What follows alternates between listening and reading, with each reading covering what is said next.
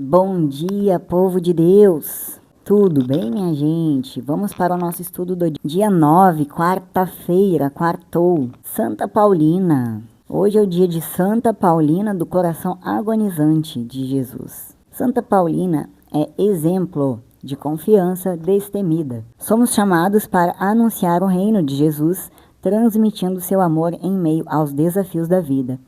Com a intercessão de Santa Paulina, celebremos o acreditar de Deus em nós. O caminho dos justos é como luz esplêndida que surge e cresce do amanhecer até o pleno dia. Minha gente, em nome do Pai, do Filho e do Espírito Santo. Nosso bom Jesus, olha para nós, Senhor. Cuida das nossas vidas, das nossas famílias, Senhor, dos nossos corações. Que possamos ter a compreensão que o Senhor sabe de todas as coisas, meu Deus. O Senhor sabe de cada coração, de cada pensamento, de cada um. Senhor Jesus, que o Senhor possa nos dar sempre novas oportunidades, como o Senhor sempre dá, e que nós aqui, na nossa limitação, possamos aceitar. Senhor Jesus, nos perdoe os nossos desagravos contra o Senhor, contra o teu vosso coração, Senhor, teu sagrado coração. O Senhor, hoje, ninguém mais quer ouvi-lo, ninguém mais quer ver. Perdoa, Senhor. Muitos ainda não conhecem. Que o Senhor possa tocar os corações. Santa Mãe de Deus, intercede por nós, hoje e sempre. Santa Virgem Maria, obrigada por tudo, Nossa Senhora. Arcanjo Miguel, obrigada pela tua proteção, pela tua bondade para conosco. Santos e anjos do Senhor, anjo da guarda de todos, abençoa, Senhor, as suas vidas. Amém. Em nome do Pai, do Filho e do Espírito Santo. Minha gente, você vai pegar a sua Bíblia em Gênesis, tá? Para podermos ler. Primeira leitura, você vai lá no capítulo 41. Vamos então começar? 41 no versículo 55 ao 57. Depois 42, 5, 7. Depois 17. E bora que bora. Nós vamos aprendendo e vamos lendo. Vamos lendo e vamos aprendendo. Se você não sabe, a gente vai aprender aqui também os versículos. Então vamos lá, minha gente. Naqueles dias, todo o Egito começou a sentir fome. E o povo clamou ao faraó, pedindo alimento. E ele respondeu-lhe: dirige-vos a José e fazei o que ele vos disser. Quando a fome se estendeu a todo o país, dirigi-vos a José. Quando a fome se estendeu a todo o país, José abriu os celeiros e vendeu trigo aos egípcios, porque a fome também os oprimia. De todas as nações vinham ao Egito comprar alimento, pois a fome era dura em toda a terra. Os filhos de Israel entraram na terra do Egito com outros, que também iam comprar trigo, pois havia fome em Canaã. José era governador na terra do Egito, e conforme a sua vontade, se vendia trigo à população. Chegando os irmãos de José, prostraram-se diante dele com o rosto em terra. Ao ver seus irmãos, José os reconheceu e mandou metê-los na prisão durante 3 dias. E no 3º dia disse-lhes: fazei o que já vos disse, e vivereis, pois eu temo a Deus. Se sois sinceros, fique um dos irmãos preso aqui no cárcere, e vós outros ide levar para vossas casas o trigo que comprastes. Mas trazei-me o vosso irmão mais novo, para que eu possa provar a verdade de vossas palavras e não morrerdes.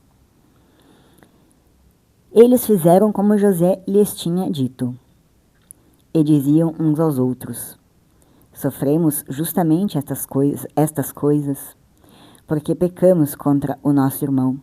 Vimos a sua angústia quando nos pedia compaixão, e não o atendemos. É por isso que nos veio esta tribulação. Rubem disse-lhes: não vos adverti dizendo, não pequeis contra o menino? E vós não me escutastes, e agora nos pedem conta do seu sangue. Ora, eles não sabiam que José os entendia, pois lhes falava por meio de intérprete. Então José afastou-se deles e chorou. Palavra do Senhor. Vamos para a explicação na Bíblia. Minha gente, então lá no capítulo 41, do versículo 55 ao 57, nós temos aqui como José, orientado pela revelação de Deus, tinha predito, após 7 anos de fartura, a fome chegou em todas as terras, mesmo além das fronteiras do Egito.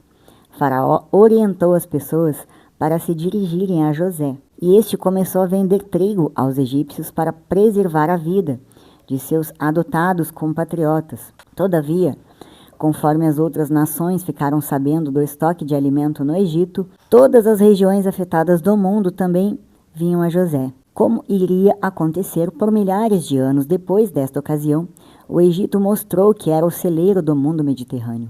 Então depois, no versículo 42, do versículo 1 ao 5, temos uma introdução. Gente, o pelinho aqui me dá uma alergia. Mas vamos continuar. Vocês já viram como é que fica, né? Sem o pelinho aqui. Fica horrível. Vamos continuar. Então, minha gente, tem uma introduçãozinha. Depois de muitas maneiras, este capítulo reutiliza os elementos dos capítulos 37 e 38. Membros do clã de Jacó descem ao Egito. São injustamente acusados de um crime que não cometeram. Um deles, Simeão, é aprisionado sob falsas acusações. Vários dos irmãos ganham prata depois de entregar um irmão para viver no Egito. O suposto filho mais velho, vivo, de Raquel é forçado a ir para o Egito, e Jacó é levado a sofrer pelo filho de Raquel. Aí, no capítulo 42, onde entramos, do versículo 1 ao 5, aqui temos do 5 ao 7, mas para podermos entender melhor, Jacó recebeu notícias da disposição do Egito de vender trigo para estrangeiros, uma vez que Jacó não era apenas o patriarca, mas também o principal dirigente do clã.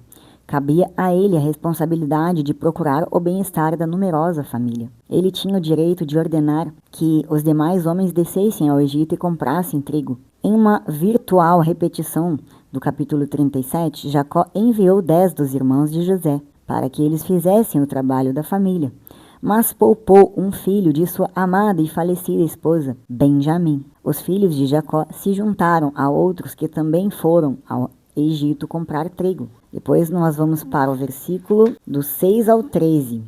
Uma vez que José era o governador, vendia trigo a todo o povo do Egito, né? Sua responsabilidade principal era atender às necessidades de seu próprio povo. Não obstante, ele permitia a venda aos estrangeiros, desde que não constituíssem ameaça ao Egito. Quando os irmãos mais velhos de José se curvaram diante dele com a sua face em terra, eles cumpriram os sonhos proféticos de José. Não via seus irmãos há 20 anos. No entanto, ele os reconheceu imediatamente. Porém, os seus irmãos não o reconheceram. Como um oficial superior egípcio, José não tinha cabelo em sua cabeça, usava pintura nos olhos e vestes caras e falava um egípcio fluente. José lembrou-se dos sonhos a respeito de seus irmãos e de suas ações desleais contra ele, e assim imaginou um teste para ver se eles tinham mudado durante as 2 últimas décadas. Os acusou de serem espiões enviados para identificar os pontos desprotegidos da terra. Seus irmãos imediatamente negaram as acusações e, para apoiar esta alegação, disseram que eram todos filhos de um homem, membros de um mesmo clã, e não uma coalizão de inimigos preparados para atacar o Egito. Além disso, seu clã era relativamente pequeno, com 12 irmãos apenas. Em comparação, Gideão teve 70 filhos, e um deles já era morto. Continuemos. Lá do 14 ao 20, como parte de seu teste, José ameaçou manter 9 dos irmãos aprisionados, deixando um deles retornar a Canaã, e voltou com o irmão caçula Benjamim. E voltasse, que ele tinha que voltar, né? Para fazer com que todos os 10 provassem o que eles o fizeram passar, José colocou todos juntos na prisão por 3 dias. Após sua inicial provação de choque, José suavizou suas condições iniciais, exigindo que apenas um deles ficasse. Então, um deles ficou, enquanto os demais poderiam voltar a Jacó. Todavia, antes de partirem, eles se prontificaram a trazer Benjamim ao Egito. José provavelmente os fez assim prometer para se assegurar que eles não fariam a Benjamim o que outrora lhe fizeram.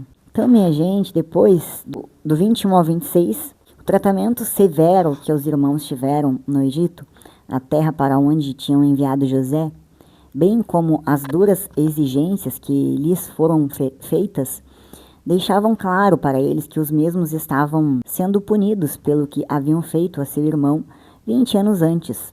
Rúben, o mais velho do grupo, e o que impedira José de ser morto por seus irmãos, interpretou os eventos atuais como uma divina prestação de contas por causa do sangue de José, ou seja, sua morte. A defesa que Rúben fizera anteriormente de José e sua atual repreensão a seus irmãos pode explicar o motivo pelo qual Simeão, o segundo na ordem de nascimento, foi detido ao invés de Rúben. José, cujo coração, mas não sua aparência visível, havia sido abrandado para com seus irmãos pelos comentários de Rúben, entendeu as palavras que eles falaram em hebraico, se afastou,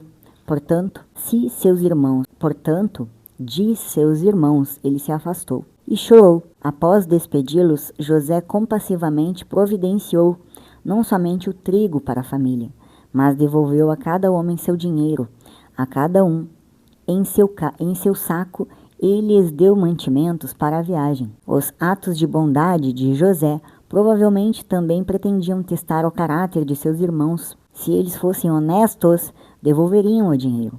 Então, aqui nós chegamos ao 26, né? Na Bíblia temos até o 24. Agora vamos gravar na mente, porque são muitas informações. Agora são só aquelas partes mais para você realmente guardar mesmo, tá? A passagem que nós aprendemos aqui, né? A passagem de Gênesis narra a fome, né, no Egito e a subsequente ida dos filhos de Jacó, incluindo Rúben, Simeão, Levi, Judá, Issacar, Zebulon, Dan, Naftali, Gade e Aser, para comprar alimento. José, já governador do Egito, reconhece seus irmãos, mas eles não o reconhecem. A passagem destaca o plano de Deus, a fome como provação e o arrependimento dos irmãos de José, que finalmente confessam seus pecados. A Igreja Católica interpreta esta passagem como uma demonstração do cuidado providencial de Deus, mesmo em meio à adversidade, no caso a fome. Embora seja um evento natural, é vista como um instrumento utilizado por Deus para cumprir seus propósitos maiores, como a preservação da família de Jacó e a preparação para a vinda do Messias. Nem tudo que parece ruim, nem sempre é ruim, né, minha gente? Neste caso aqui, só Deus mesmo para fazer um plano assim, né? E muita paciência, porque se José fosse um homem revoltado, né, minha gente, não aceitaria. Mas ele aceitou os planos, mesmo não sabendo o que iria lhe acontecer. Então, para gravar a fome no Egito, a fome se abateu no Egito, e por toda a extensão também, sobre esta região. É um sinal da provação que se aproxima. Deus permite essa dificuldade para testar a fé e a capacidade de adaptação do povo, incluindo a própria família de José. Deus tinha um plano para a família de José, né, minha gente? José, o governador. José, neste contexto, é visto como um instrumento de Deus para prover alimento e evitar a morte por fome. Sua posição de poder no Egito é um desdobramento do plano divino. Os irmãos de José, oxe, que irmãos são esses, minha gente, né? Mas tem irmãos assim. Os filhos de Jacó, ao virem ao Egito em busca de alimento, representam a humanidade pecadora que busca a salvação. Eles não reconheceram José, o que ilustra a cegueira espiritual que muitas vezes impede o reconhecimento de Cristo. E hoje em dia, minha gente, é demais da conta, né? Vimos esses dias na televisão, isso porque rolou, né? Viralizou aquela moça lá, como é que é o nome dela? Aquela que se separou, fala sempre em Deus e tal, mas estava na igreja rezando lá, e aí todo mundo virou pro lado dela. Meu Deus, né? Isso daí é um grande exemplo, né? Da falta de respeito, né? Da cegueira espiritual que nós estamos vivendo, cada dia pior. Vamos continuar. O reconhecimento de José por seus irmãos, mesmo que tardio, simboliza o reconhecimento de Cristo como Salvador. A sua atitude de se identificar como José e prendê-lo por 3 dias revela a justiça de Deus, mas também a misericórdia, pois não os mata, mas achata, né, minha gente? Como dizia minha mãe, não mata, mas achata. Dizia não, né, minha gente? Ela só parou de dizer porque ela tá com Alzheimer, tá? Porque muita gente acha que ela morreu quando eu falo assim, minha gente. Não, minha mãezinha tá viva, com a graça de Deus, glória de Deus, amém. A confissão dos irmãos de José sobre o pecado cometido contra ele é um exemplo do arrependimento necessário para a reconciliação com Deus e com o próximo. O pecado deles, embora cometido no passado, ainda tinha consequências, e eles precisavam reconhecer e se arrepender para que a relação fosse restaurada. O plano de Deus. A passagem de Gênesis nos mostra que Deus usa as más escolhas dos homens para realizar os seus propósitos. Minha gente, depois você ainda bota a culpa em Deus. Nós, né? Nós, porque eu estou incluída nesse saco aí. Os irmãos de José cometeram um pecado gravíssimo, mas Deus usou essa situação para guiá-los ao arrependimento e para preservar sua família. Então, minha gente, existe amor maior? Tá? Que mesmo nesta maldade que eles fizeram com os irmãos aqui, Jesus ainda teve amor. Então, a história de José no Egito, que é narrada em Gênesis, é uma poderosa ilustração do plano de Deus para as nossas vidas. Como Deus age na história, mesmo diante da imperfeição da humanidade, do pecado humano, para cumprir seus propósitos maiores. Agora vamos para a segunda leitura, Mateus. Quer ver se é Mateus? Pega lá sua Bíblia, minha gente, capítulo 10. Vamos lá então, minha gente, para o capítulo 10. Versículo do 1 ao 7. Antes um pouquinho, diz o seguinte: convertei-vos e crede no Evangelho, pois o reino de Deus está chegando. Proclamação do Evangelho de Jesus Cristo, segundo Mateus. Naquele tempo, Jesus chamou os 12 discípulos e deu-lhes poder de expulsar os espíritos maus e de curar todo tipo de doença e enfermidade. Estes são os nomes dos 12 apóstolos. Primeiro, Simão, chamado Pedro, e André, seu irmão, Tiago, filho de Zebedeu, e seu irmão João, Filipe e Bartolomeu, Tomé e Mateus, o cobrador de impostos, Tiago, filho de Alfeu, e Tadeu, Simão, o zelota, e Judas Iscariotes, que foi o traidor de Jesus.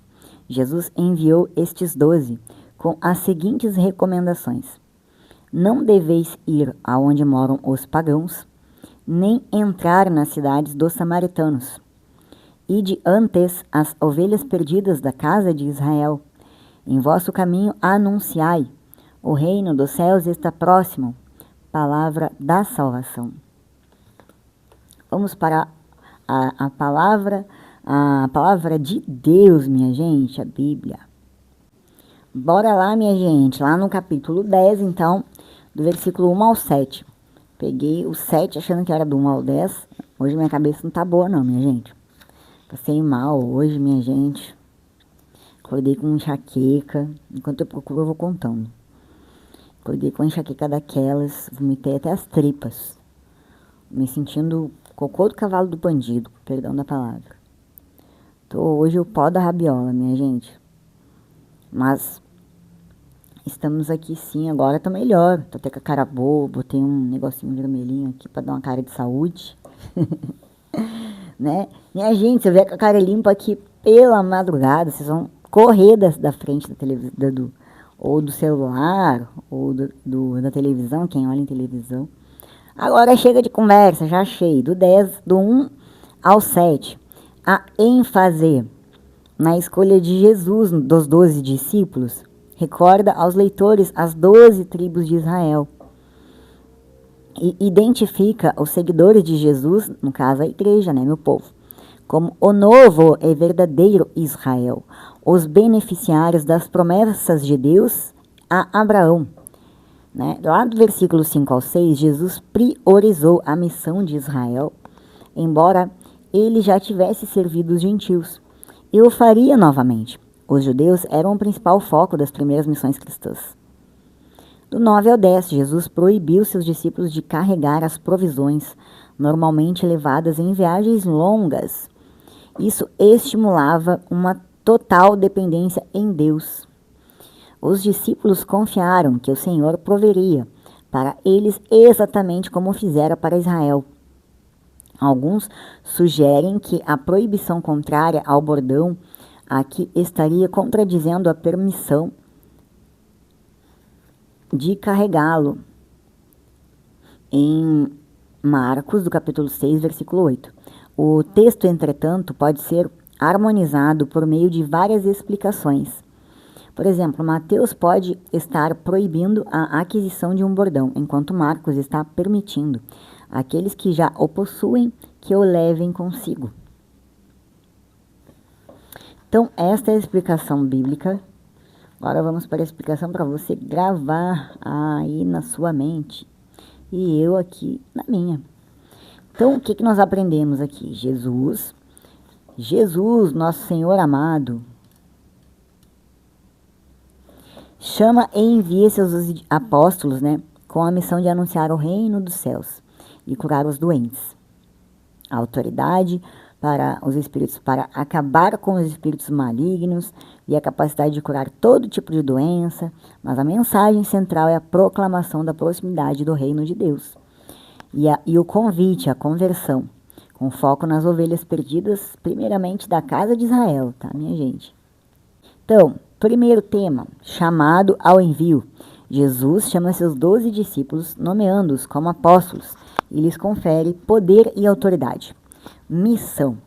A missão principal é anunciar que o reino dos céus está próximo, convidando as pessoas a se converterem. Poder e autoridade. Os apóstolos recebem a capacidade de expulsar os espíritos malignos e curar todo tipo de doença. Diretrizes. Jesus orienta os apóstolos a não irem aos gentios nem às cidades dos samaritanos, mas a se dirigirem às ovelhas perdidas da casa de Israel. Depois, o anúncio central é o reino dos céus que está próximo.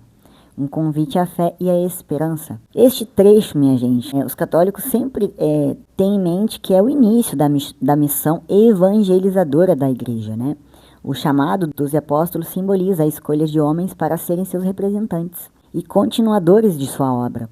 O poder e a autoridade concedidos aos apóstolos são vistos como a base da sucessão apostólica, transmitida aos bispos através dos séculos. A mensagem do reino dos céus é central para a fé católica, representando a promessa da vida eterna e da salvação oferecida por Jesus. A ênfase na missão aos judeus neste momento não impede a universalidade da mensagem que mais tarde se estenderia a todas as nações.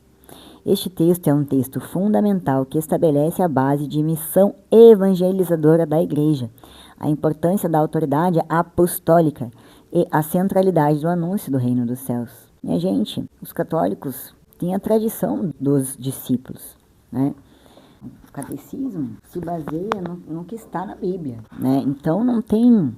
Você vai ver, é só você estudar. Você não pode falar sem estudar, sem se aprofundar, que você vai ver que bem fidedigno, sim. Então, a palavra dos ouvidos ao coração, eu vou pegar Deus conosco, está maravilhosa esta reflexão hoje da Santa Paulina.